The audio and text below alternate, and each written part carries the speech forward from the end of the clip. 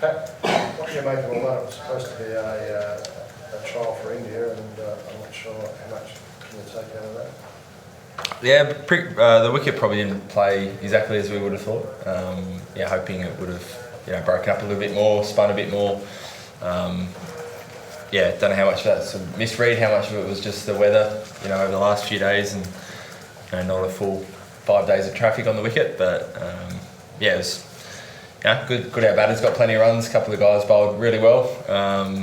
Probably wasn't a classic India wicket that we might expect, but good few days. And what did you make of the three low catches? Our two were out, theirs wasn't.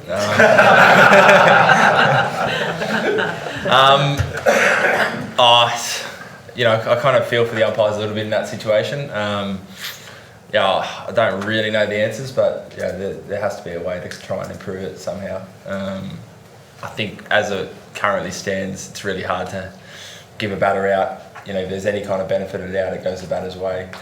I think with a couple of camera angles really slowed down, it's pretty hard to not find out somewhere. So I do feel for Cats a little bit up there, but I don't know the answer. But there must be surely there can be some small changes we can make to try and get a bit more definitive answers on there. We need better technology. Things blurry and undefined sometimes.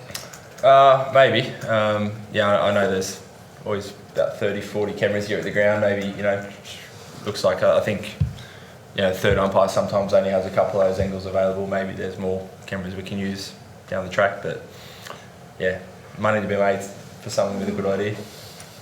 What about the definition of the law? Like, would you be comfortable with it sort of kissing a little bit of grass as long as the catcher's got his fingers under it and it's under control? I'm obviously a bowler, so it's like getting a turkey to vote against Christmas, really. I think, I don't know. Whatever it is, it's the same for both teams, obviously. So I know that's the current ruling, so you can understand why it wasn't given out. And just following on from what you said in your first answer about the pitch and the way it all played out, in hindsight, would you have picked an extra quick, and do you feel that could have made a difference? Potentially. Again, we probably thought we thought it was going to spin a bit more than it did. There was only, haven't done the maths, probably 250 overs on that wicket. Without rain or even with the forecast at the toss, it was, maybe going to miss 100 overs max. Maybe it might have made a bit of a difference. If you get on the wrong side of the toss, we were really, felt like we kind of needed that other batting resource. Right. And just you spoke about reverse swinging getting better at it as a group. Just a couple of spells, like one from Josh Hazelwood today, and your last spell today. Even if the result didn't go your way, would you take them as like mini victories almost? It's always good to have a bit of game practice. We can practice as much as we can in the nets, but doing it out there in the middle, there's no better practice than that. I thought Joshy, the way he bowled throughout the whole game, but especially with that reversing ball, the way he can kind of change his action, control the seam was fantastic. So I certainly took a little bit out of it myself. On Ashton, was it some sort of audition for India? And if it was, how did you see him go? Like I said, it didn't break up as much as you wanted it to, but just overall. No, it wasn't an audition at all. This wicket's, I said, a bit different to India. It wasn't really spinning out of the middle of the wicket. Hopefully, if an Indian wicket sometimes really breaks up, even from the middle of the wicket, the left arm orthodox becomes a bit more effective against right-hand batters. But I thought he did really well. Again, there was 800 runs, 3 wickets for spin for the game. So it wasn't easy for him. But I thought he did his role really well. The way Josh bowled, you talked on it there about how well he bowled with the reverse swing ball. You left him out in Pakistan and Sri Lanka when you might have got to reverse. Would you reconsider that now going into India and maybe putting the 3 of you quicks all in the same team over there? Yeah, potentially. Cam Green bats at 6. You kind of got 3 quick bowlers, which is a bit of a luxury as it is. You know, he showed his class out there. Yeah, so absolutely, you know, no qualms picking him. You know what you're going to get, and it's quality. Getting what he did, 4 or 5 wickets on that, you know, wicket every time he bowled, he looked threatening. Yeah, absolutely. You know, each game in India might need to chop it up slightly differently. Maybe it's one game it's, you know, 3 quicks, another it's 1 quick. You know, we'll get over there and see. And you talked about, I think before this test, about Cameron Green almost being irreplaceable. Do you kind of look at that now that you can't play 2 spinners? You know, you can't play 2 spinners and 2 quicks without him in the team over there. No, I wouldn't say that. No. You know, again, over there, if you're picking 2 spinners, you think it's going to be quite a spinny wicket. Travis Head, you know, Marnus, Smudge, they all come into it a bit more as well. So, yeah, generally, if you're picking 2 spinners, you're not expecting it to be a really big, long 5-day game. And if you are, you know, we're lucky we've got some other resources there anyway. Before the test summer started, there was a lot of talk about the Australian team being on the nose. You were copping a fair bit, captain work, all that sort of stuff. Do you feel things changed over the course of the summer in how you performed? Do you think it was beat up? And was any of that stuff sort of hurtful for you coming into what was supposed to be your sort of big part of the summer? You know, I think a lot of it's probably beat up. You know, at the start of the summer, there's no real cricket to talk about, so that became the kind of narrative, I think. Yeah, I've been really proud with the group. There's been probably 2 or 3 instances over the last 12 to 18 months where, yeah, there's been a bit of heat kind of fight at the team, but just the guys' ability to just get on with it, just crack on with the job. Keep saying, you know, they're doing a fantastic job, the staff and players in our team, and just having a lot of fun. It's a really good environment at the moment, so just everyone's ability to kind of park that conjecture to the side and just get on with what we're doing has been great. And yeah, I think, you know, every venue we've gone to, the crowds have been fantastic. Even here in Sydney, the rainy days, there's been 20,000 people come here for a beer hoping to see some cricket. So yeah, I think there was obviously a few articles at the start of the summer, but our lived experience this summer has been a long way off that. Pat, one of the things about South Africa, we had Dean Elmer in earlier, you know, he was talking about I suppose this increasing priority of white ball cricket around the world and the money being there, and I suppose the T20 economy in particular. And Australia's had a big advantage over the last few years being able to prioritise Test cricket. You guys are well resourced and well paid to play Test cricket. Do you think that there needs to be a bit more of a, I suppose, collective look at that and make sure that Test cricket is still made, I guess, a financial priority for a wider range of teams? I mean, it's hard. You know, we're really fortunate in Australia that we can invest in, you know, not only our players but a really strong system below us. You know, the Sheffield Shield's still 10 games, fantastically well resourced. So, you know, as a Test cricket lover, I still think it's the purest form. You know, it's the most satisfying to play. So, yeah, I hope there's a real investment. You know, from every country. I would say as well, I think, you know, every team and country goes through different phases. So we've had a really good run the last 12, 18 months. Other teams, I'm sure, you know, will turn a corner and start winning games that maybe we're having a, you know, rebuilding phase. So yeah, hopefully it's still going really strong, and there's, you know, a dozen Test playing nations long after I'm gone. And just in terms of, you talked before about the environment around the team and the way that it's all functioning at the moment. There's a lot written and said about, you know, certain guys at certain ages, which means that by definition they're only going to play for another year or 18 months or whatever it is. Is part of the reason you want the environment the way that it is, that guys can play for as long as possible and potentially play longer than maybe they might have under different pressures, I suppose? Yeah, for sure. You know, I've been pretty consistent in saying, you know, we've played 5 Test matches, but if you're playing all 3 formats, you're playing over 100 days of the year for Australia. You're spending probably 250 to 300 days of the year not in your own bed, you know, in a hotel somewhere around the world. If you don't get your environment right, that's, you know, burns out players really quickly. You don't get the best of them on the field, you don't get the best of them, and they're kind of in their life So I always think environment's really important. In saying that, I think having older guys who have been around for a lot, really shoring themselves, the environment kind of works itself out. It's been really good, really relaxed, focused at the same time. And if it means some guys play for an extra couple of years, well, that'd be awesome. Pat, just broadly from what you've seen this summer, how do you think this sets a team up for India, and how likely do you think you can, get a series win over there? It'd be pretty historic if you could. I think we've given ourselves the best chance. Another fantastic summer. Even this bowling attack, weathering the storm kind of at the Gabba and MCG, and coming here, it's different again. The way our batting group has stood up has been fantastic, and other than this game in a shortened form, shortened time frame, we've been able to get 20 wickets each test match in different circumstances. So I feel like we're adapting really well. Having the experience in Pakistan and Sri Lanka last year has put us in a really good stead for India. No one's going over there blind.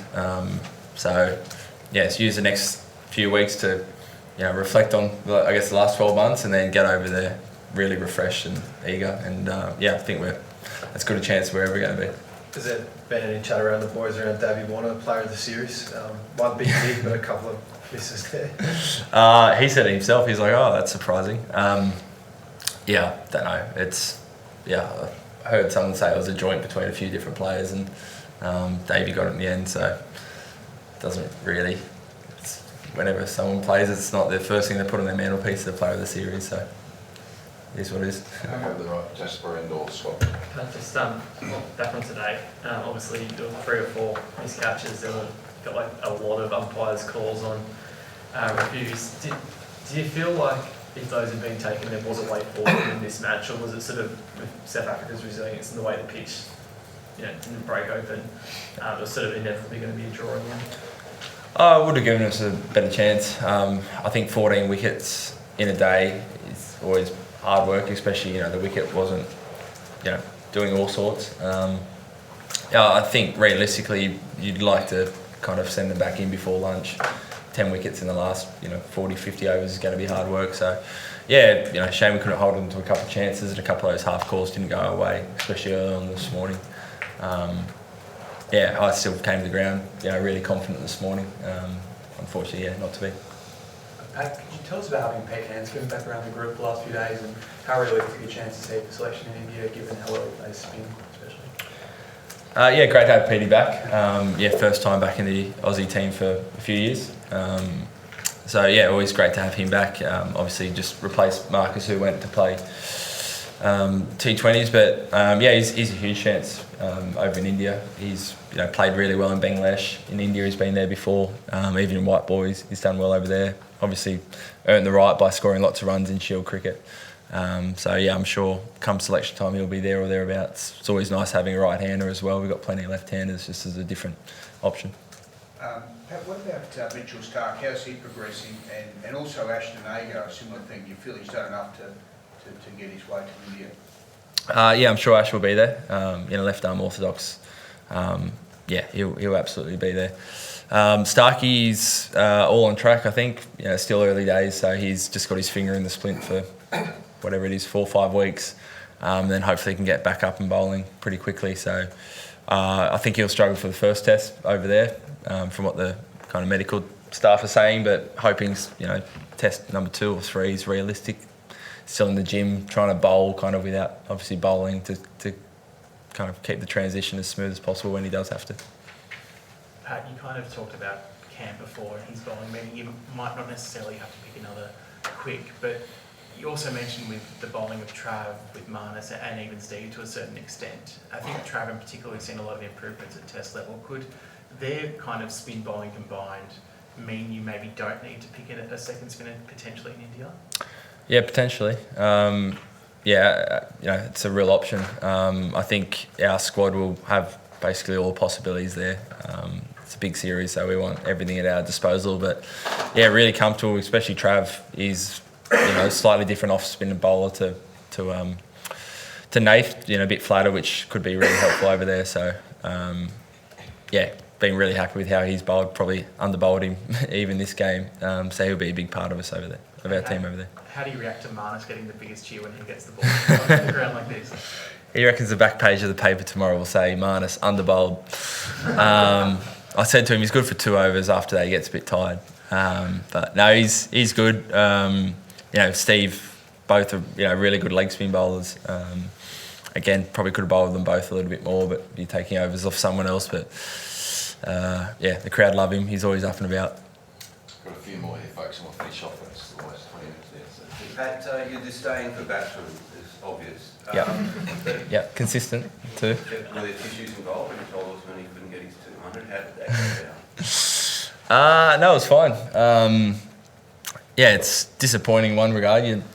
Chance for 200 doesn't come around very often, but we actually came to the ground on day 4 hoping to have a bat to try and push the lead out and the follow on just a little bit further, and still leaving 180 overs.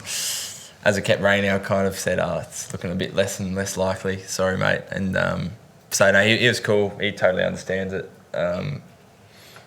He just kind of said, totally understand it. You make your decision. Don't worry about me. So it's all good. Just coming back to, I guess, team makeup conjecture, if you will. Now that Ashton's come in and you've been unequivocal about sort of him going over, what are those kind of conversations happening with Mitch Swepson, and are you in contact with him? What kind of, I guess, the preference is obvious. It seems to be for a left arm ortho into the right hander. Is there a conversation about not taking Mitch? What kind of conversations are you having with him? Selectors are talking to Mitch and anyone who's kind of been around the squad a lot and continually. So Mitch is still definitely part of future plans for the Aussie team. Obviously the squad's announced in a few days, so we'll see. But this one was preference for something slightly different, finger spin. We'll see. Go to Mel and finish up the perimeter. Pat, obviously very frustrating with the weather, including the fact that there was a lot of time where it wasn't raining and the lights were on and you guys weren't playing, and there's been various things mooted like playing with the pink ball, or playing a day-night test, or entering the ball, or having a bag of warm balls to replace the red ball. What can be done to bring test cricket into the modern age when we've got 30,000 people there sitting there and they're not playing? You're not playing. It's a hard one. I think pink ball's a huge change. It's not a like for like. I think out here on the SCG it'd be really hard to play a pink ball, just how abrasive the wicket is. It moves totally different to red ball. So personally, I'd still like it to be red ball, act like a red ball does. I don't know, it's obviously happened in Pakistan overnight as well. We don't like missing overs. Maybe if there's any chance of missing overs late, start earlier. Don't know. I think on the TV and under lights it might look okay, but out there it is really tough viewing. It does make a big difference. There's some stages in the game where it's pretty much dangerous if you're going to be there trying to find the little red thing kind of in the dark. Australian teams in the past have had a bit of a history of overtly targeting the opposition captain down in games in Australia. Is that still spoken about? And if it is, could you believe it worked as well as it did here, where you've got their best batter averaging less than 10? Yes, good result. I think it went a long way to winning the series. He was kind of the key wicket. In terms of kind of singling anyone out, not really. To be honest, it's probably the couple of 1 or 2 main guys in every team that you kind of spend more time on to try and find ways to get out. But we talk pretty much about everyone equally. It was really pleasing to able to get Dean cheaply in a few different ways throughout the series.